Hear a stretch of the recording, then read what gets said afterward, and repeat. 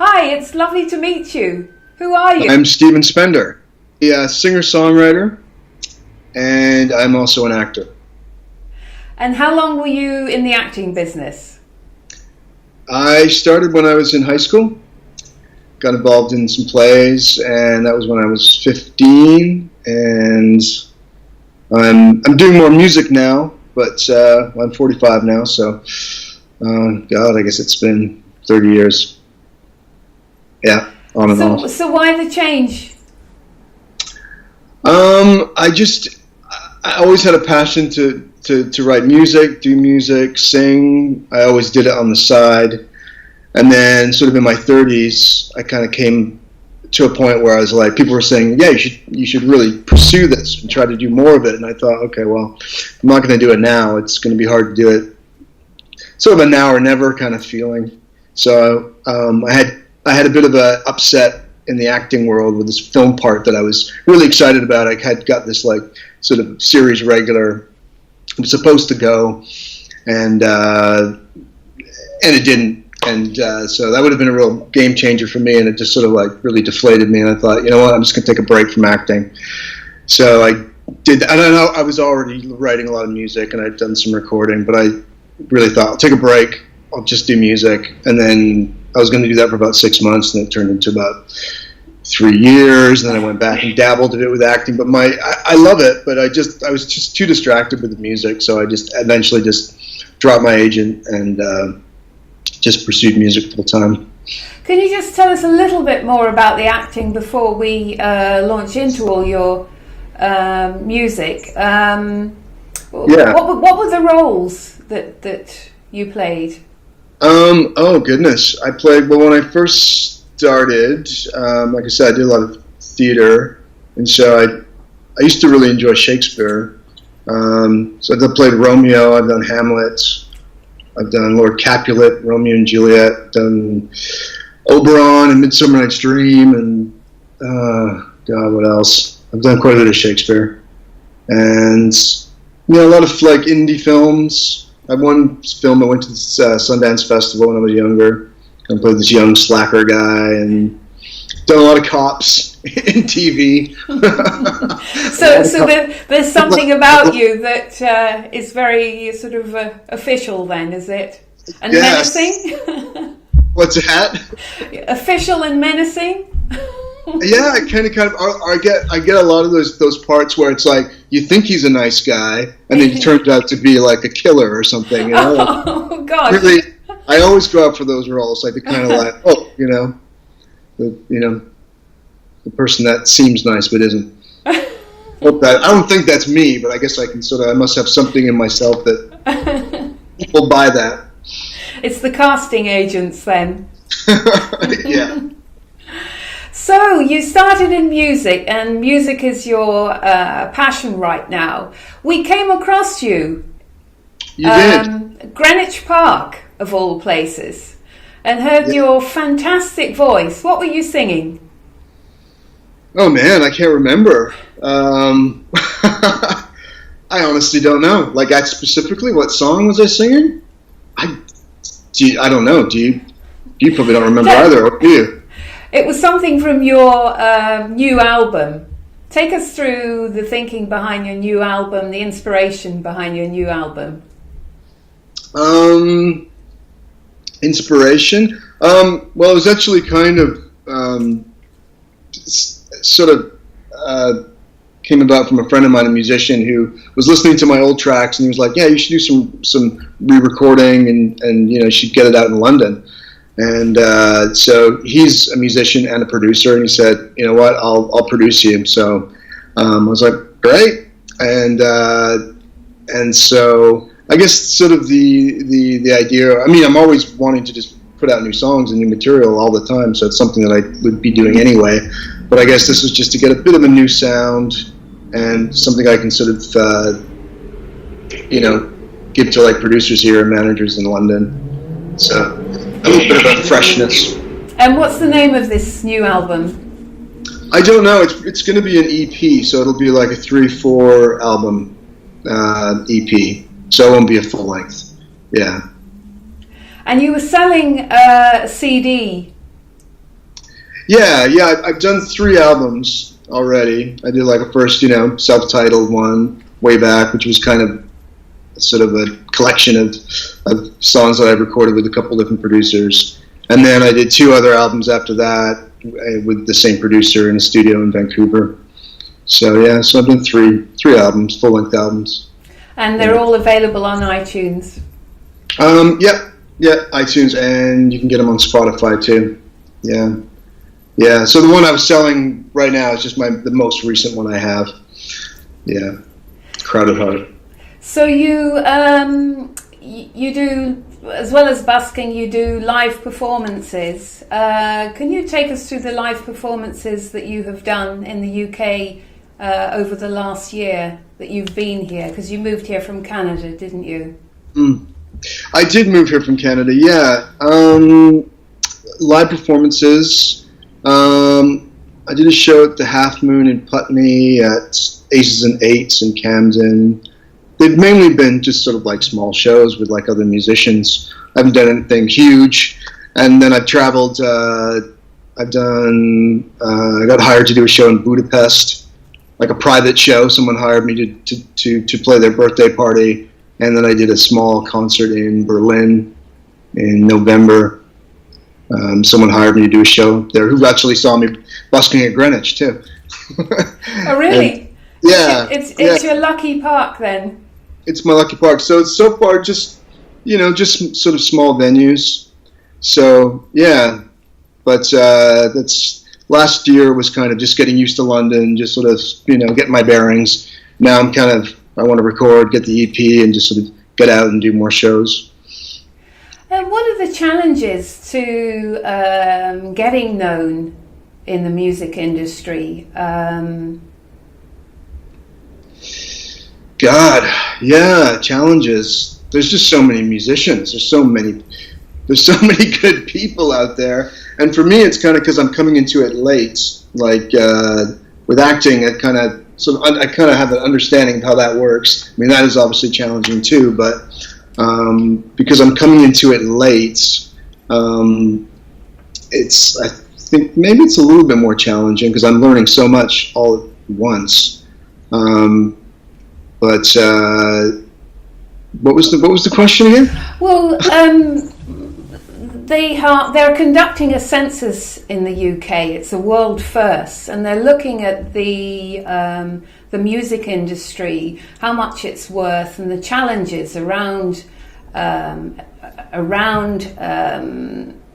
really live performance in this country, and with fewer live performance venues, I was just wondering how you go about getting known, other than the obvious, being on social media, YouTube and busking. What else do you do to try to become top of the pile?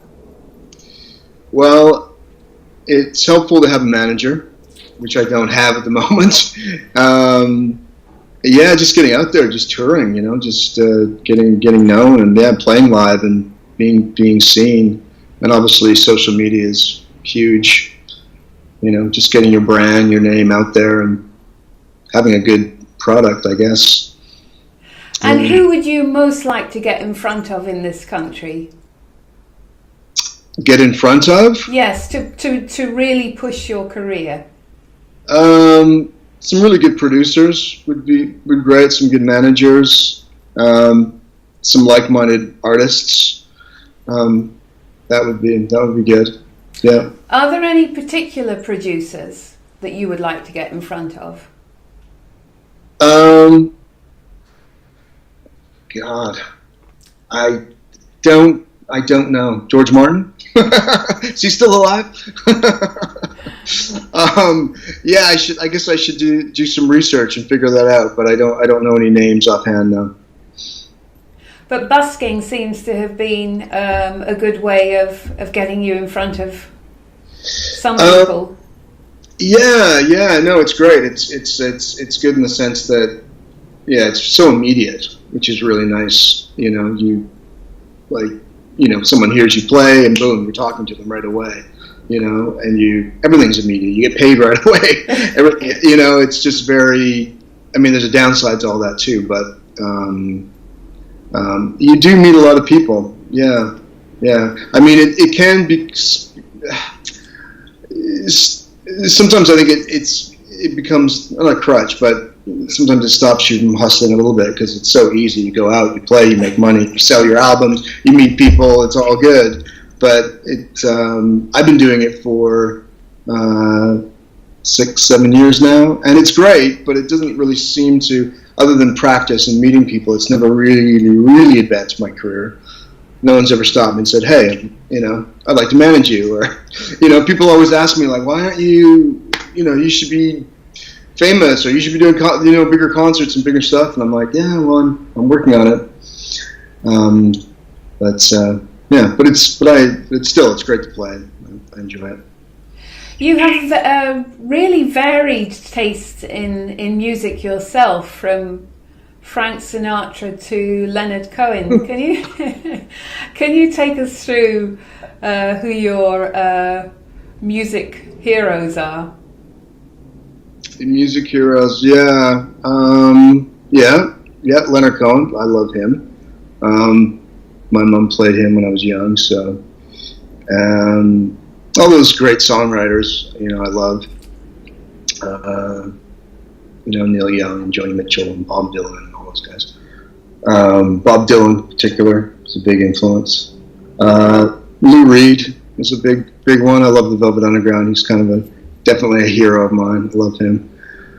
I listened to the Beatles when I was young, when I was a kid, when I was a child, and I went to. My parents were really involved in the church, so I did a lot of singing at church. So a lot of church music is probably creeps into my writing, into my lyrics, into my. I'm not a practicing Christian or anything, but I think that having attended church and sung a lot of church songs when I was younger, I sometimes look at my lyrics and they're kind of just, I don't know, I see an influence there by spending a lot of time in the church. With a heavy moral influence? Maybe. I guess it's just like a lot of the songs I sing seem to be like soul searchy or to me inspirational. I'm trying to like inspire. I'm trying to like create I don't know. I'm not even really trying, but they seem to come out where I'm just like I want to feel better after I hear it. I want it to bring me up as opposed to bring me down. Yeah. To what extent do the lyrics in your songs tell your human story? Do you look back at some of the songs that you have written and think, okay, yes, that was that part of my life? And it's just sort of interesting. I've often wondered with songwriters whether they think, looking back, oh my goodness, I divulged too much of my soul in that song, and there it is out there for the general public. Do you ever think that way? I do sometimes, yeah. I guess every writer kind of goes through that a little bit when you write something really vulnerable and you're kind of like, is it worth having it out there? Does it serve the song enough that it's worth keeping that? And sometimes if I really feel like, it's really serving the song, you should just keep it and, be vulnerable. But I find most of the time, just in terms of specific details about myself, they're not really super vulnerable in terms of like factual stuff about myself, yeah. I'd love to know a little bit more about your human story. Do you have any siblings? Yeah, I have two older sisters. Yeah. And are they musical? Yeah, my oldest sister sings, has a lovely singing voice, and she plays the guitar. She writes. Her husband's is a music producer in Calgary, in Canada. Yeah, my other sister sings a bit too. So not intensely musical, but yeah, there's definitely music in the family a little bit, yeah. And what about your parents? Are they musical? Yeah, my dad's musical. They're both music fans, definitely. My dad plays a little guitar, sings. He used to sing in the church and stuff like that. And so a little bit. My mom always said that she was, claims that she's tone deaf and all this stuff, but whenever I've heard her sing, she sounds all right. She was. They're both kind of artistic, though. They both paint. So that you're a family of creators, then. Yeah, I think. I mean, my dad had. He was a cost consultant. He had a sort of a regular job, so he just kind of had his mainstream job. But I think deep down, yeah, they're very highly creative people. Yeah. When did you first discover that you were talented as far as music is concerned? Yeah. I remember way back when I was about 8, singing in elementary school. The teacher was bringing kids up to sing songs. Like, she was just on the piano and we were singing songs, and she was bringing kids up individually. And I remember singing and just really enjoying it and feeling really good when I did it and wanting to go back again and do it. So that was kind of a moment I think about sometimes. But I don't know. I think it was I was auditioning for a musical way back in high school for Oklahoma. I remember doing the audition, singing the song, and then hearing someone say I knew as soon as you started singing, I was like, oh, I haven't got a chance, or forget about it, or whatever. And I was like, oh, really? Okay.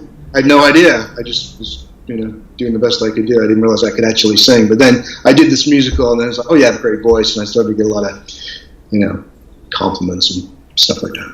Yeah. So why did you go into acting initially? I just fell into it in high school, and I just loved it. It was just really finding my place in theater. Just the first time I really, really felt like I belonged. And so that was a really special time, finding those people, those sort of theater people. And so I really felt at home there, and I loved it. I was pretty good at it. And so when high school finished, I just was going to go to theater school. There was no other option or choice. I mean, there was other options, but I didn't want to do anything else. So I was just like, theater school. I want to study acting. So, and then went to theater school, and then off I went. And so it was I've always just thought this was the right path to do acting. Does it frighten you at all? Or what? Performing. Do you mean just the act of it? The standing on stage, the standing in front of a crowd. Are you nervous in that moment? For example, before it all starts, before you say your piece, before you start singing, before you play your guitar, are you nervous? Or is it an entirely different experience? No, I get nervous. Definitely get nervous. Yeah, when I was doing theater, I remember being really petrified. And music, when I first got out and started playing my own stuff, I was terrified. I mean, that was probably the most fear I'd ever come across, is just playing open mics for the first time. That was terrifying. I still occasionally get pretty scared. But how do you disguise that?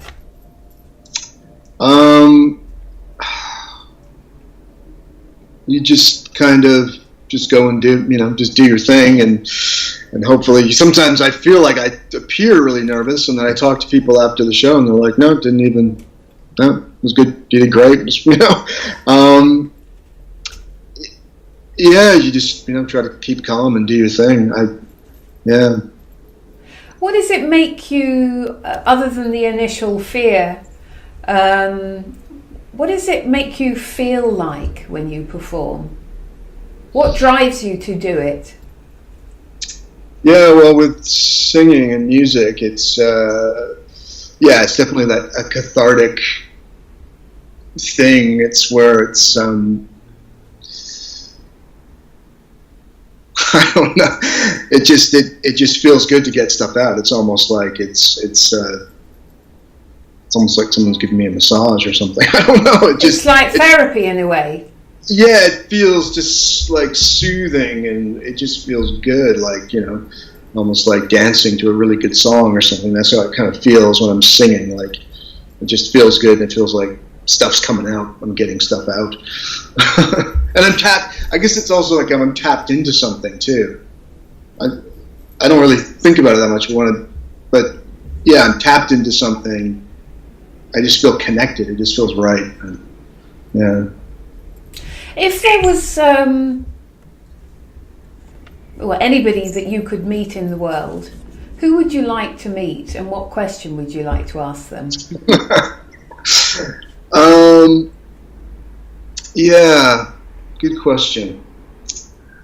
Yeah, I know. I was thinking about this.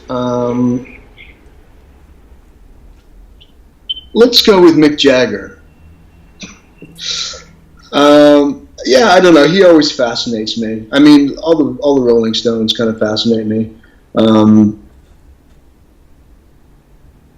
I guess I would ask him, what's the most fun you've ever had in your music life? What's the most enjoyable, fun time or fun times that you've ever had? What are the best times that you have? And is it performing live? Is it writing? Is it the parties? Whatever.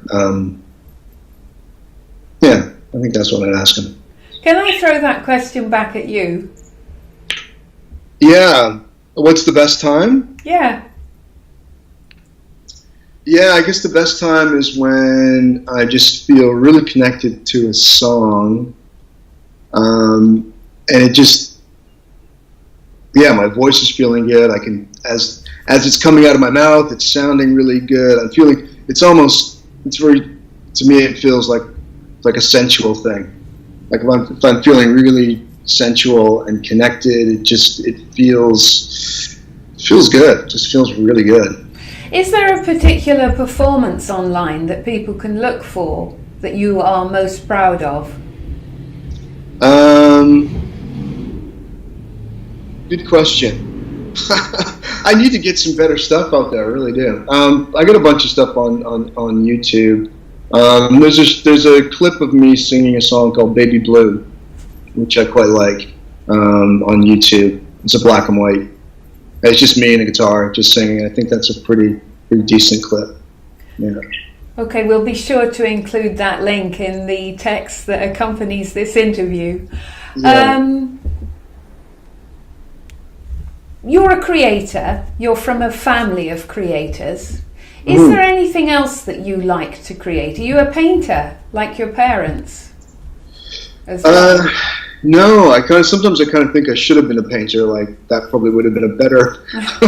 Some reason I think that would have been a good career move for me. I used to paint or do art when I was a child, and I was always kind of like the top of my class when I was young. And then we moved cities, and then different teacher, and then I kind of lost interest with art. Yeah, I like to take pictures. I could sort of see photography maybe developing, maybe doing art, but I mean, there's only so much time. But probably I enjoy photography, and a very, with my phone, something I'd like to develop. Yeah, or maybe I'd like to sort of do more, be more like do my own videos, my own music videos. I'd like to kind of develop that. I think I could do that well. You mentioned earlier a number of your music heroes. Who, during the course of your life that was around you, influenced you the most to set out on a career of being a performer?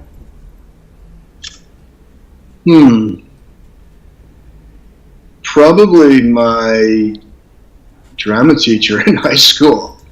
I guess I had this. I had two. We had two teachers in St. Francis High School where I went to, and the one, Brian O'Neill, and then Marilyn Potts, and she was just like this little fireball, and she was just very proud of theater, and she just made it all feel really, really important, and gave us a really good sense of discipline, and really encouraged us to go and do it. And just gave us the idea that it was possible, you could do it, and you should do it. So she was really instrumental, I think. Yeah. Are you still in contact with her? No, I haven't. A little bit. We used to be a little bit, but I haven't. No, I haven't spoke to her for a while. I'd like to though. I should look her up. Are there any people that were part of your acting and performance peer group who have continued to with the career of performance? Yeah. Most of my sort of circle of friends when I was at theater school have kept going and sort of do it professionally. Yeah. And do you all encourage each other? And because it must be quite hard at times and disheartening. You have a certain target, and it's as you say, with there being so many singers out there, the competition is even if you have the most fantastic voice like you have. The competition is strong. It's a hard life, isn't it? It can be, yeah. I mean, there's jealousies, insecurities, and stuff that comes up. But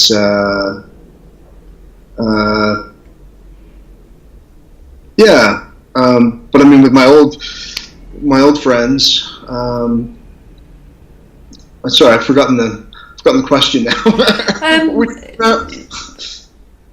We spoke about it being really pretty tough. The competition being pretty strong in the music industry, in the performance industries. It's sometimes irrespective of how talented you are. Right. Are you saying it becomes an awful lot of good luck as well, being in the right place at the right time. There are ups and downs, and I just wondered whether for performers like yourself have a group, other performers who support each other and through the sort of highs and lows. Yeah, definitely. I had that, and when I was acting, when I was starting out, when I moved to Vancouver, we'd read scripts, we'd help each other with auditions. I mean, there's always that competitive thing. Definitely, you can't really get rid of that. But yeah, I had a sort of a support group. But I think most musicians I know and songwriters are supportive of each other and interested in what we're doing. I mean, like, again, there's always a bit of competitiveness, but I think generally people are pretty supportive. Yeah, you kind of need that community bit. I was wondering whether you have your guitar kicking around. Yeah. And whether you mind playing a few verses, or is that putting you on the spot too much? Yeah. You don't have to. Of what should I play? Anything you like. Oh, maybe geez. something completely new that you're working on. Oh, okay. What am I working on?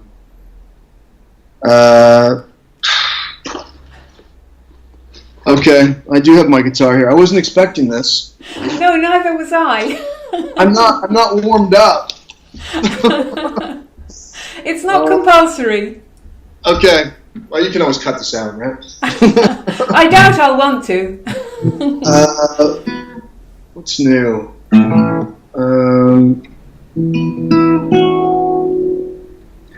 Oh my God. Yeah, I'm working on a lot of new stuff, but it's like I don't know how much is ready to be.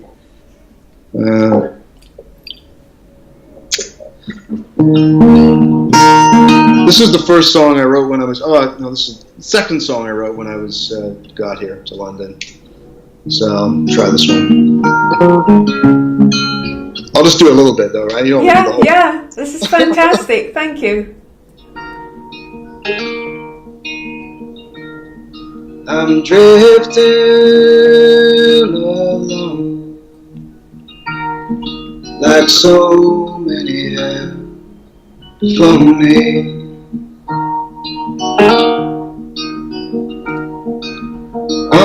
On the riverside, the tides like an ocean, and I'm living briefly in a daydream, and I'm living